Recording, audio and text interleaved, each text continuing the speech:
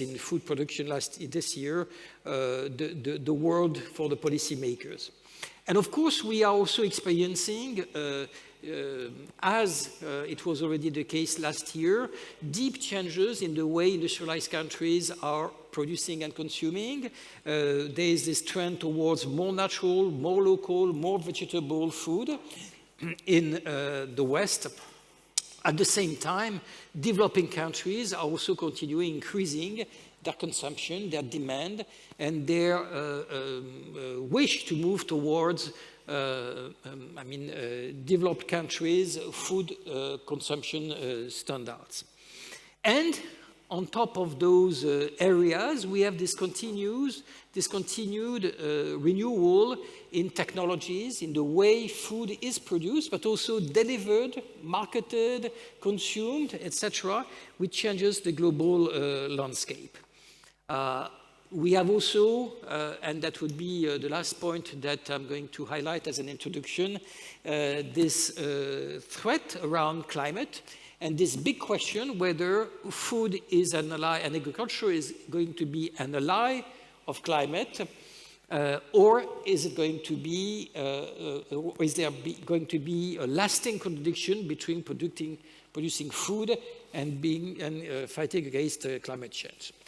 So we have a great group here tonight to address those issues.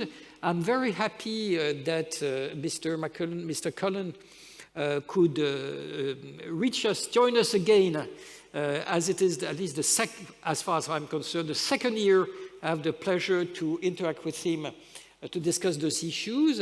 Mr. Cullen is the chief economist of the Food and Agriculture Organization.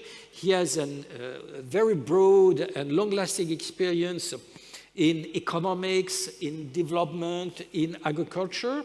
Mr. Maximo Torrio Cullen has been has worked at the World Bank Group. He has been where he has been the executive director for several Latin American countries, but he has also led the division of markets, trade and institutions at IFPRI, a well-known institute here.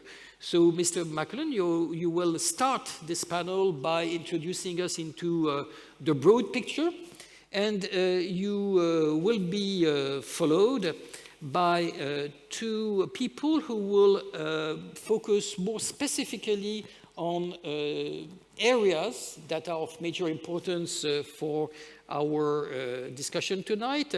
Mr. Kamel Abdallah, who is a managing director and CEO of Canal Sugar, an Emirates and Egyptian multi-billion-dollar agricultural industrial group, which is operating, among others, in Egypt, and which aims to ensure Egypt's self-sufficiency in sugar.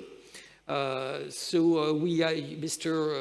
Kamel, for over 20 years, you have led large regional companies in the Middle East with turnaround mandates, and you will talk more particularly about the Middle East. Then we'll have the pleasure to turn to Mr. Okulei, Sam Okulei, who is the chairman and chief executive officer of LATC Group, which is a proprietary investment firm in Nigeria, which invests in a variety of areas, sectors, including, of course, agriculture, which you are particularly familiar with, and you will provide us with a private sector vision of what is happening also in sub-Saharan Africa, with your grounding in Nigeria, which, as everybody knows, is a critical country for agricultural production, and the largest African country, of course.